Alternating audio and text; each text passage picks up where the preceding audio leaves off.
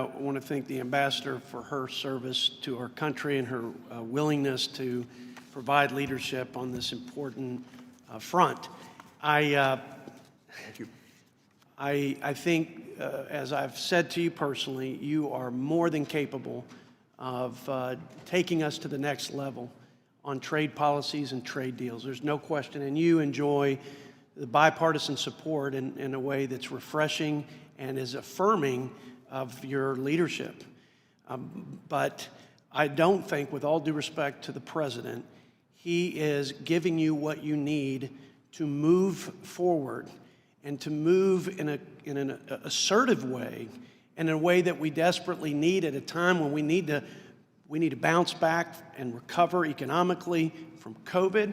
We need access to markets for that. We need to diversify and make more resilient our supply chains. And I just am surprised and supremely disappointed that so little has been done. And I don't fault you for that. I blame the president's lack of attention and commitment and engagement. Now he's got other issues to prioritize, no doubt. But this is the same questions, to be frank, and concerns that I raised a year ago are the same ones that I'm going to articulate today. Nothing's changed. We can't even move forward on the non-controversial, non-political TPA, MTB, GSP, and some of the trade policies that should be no-brainer. WTO, still structural problems there, inequities there. Now, granted, that's going to be a harder slog, but we've got to be engaged and putting the plow in the ground, at least in that regard. We worked hard as a committee. I'm proud, Mr. Chairman, of the bipartisan efforts on USMCA. But these countries who are our partners are racking up violation after violation, concern after concern with respect to tariff and non-tariff barriers. We said this, and in fact, my Democrat colleagues were the best at reiterating this with respect to labor provisions. The deal is only as good as the paper it's written on if it's not enforced.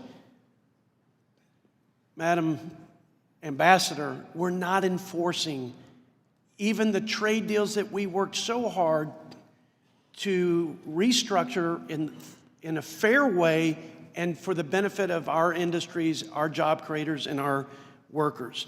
And I don't think that's being harsh. I don't believe we've done meaningful, substantive work. We may be in the process of doing something that I'm unaware of, but we are off to a bad start. And I'm not, again, putting all that blame on you. I would like to think, Mr. Chairman and colleagues on the Democrat side, my friends, my colleagues, fellow lawmakers, surely we can coalesce to give the impetus to Ms. Tai to go out and do what she was asked to do, called to do, and equipped to do. But there's got to be a way forward, a path forward, and we're running out of time, in my humble opinion. We don't have a chief ag negotiator. You know, as a country boy from West Texas, I can't believe a year later we don't have somebody that's paying attention to that important component of our existing trade deals and existing opportunities. I won't go into the whole of government attack on fossil fuels. I won't go into it. Here's what I'll say.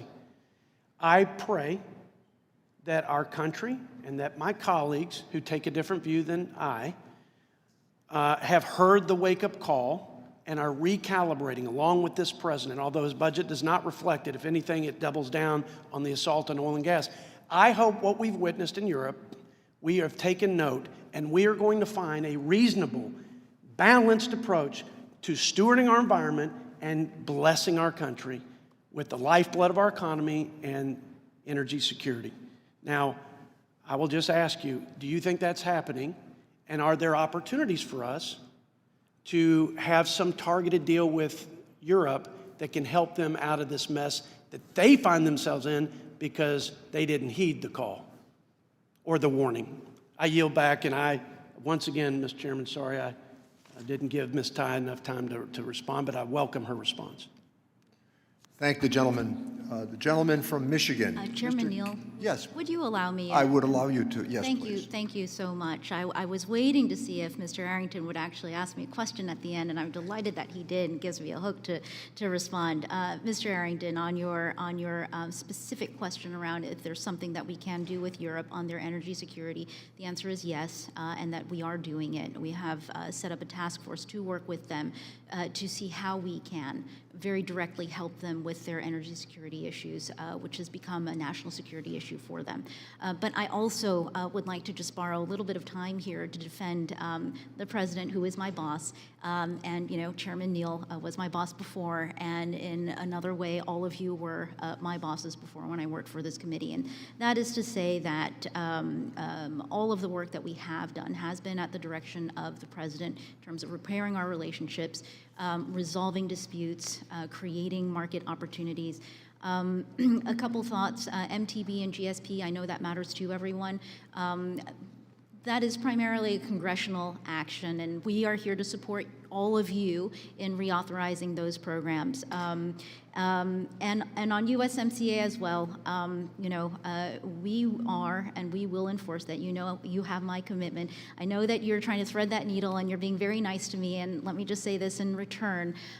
I know that you care. I know that you care about the United States, about our leadership in the world, about our position as a lead in trade, and also about our farmers, and also about your constituencies and our energy producers. And I think that we have a lot of opportunity to work together.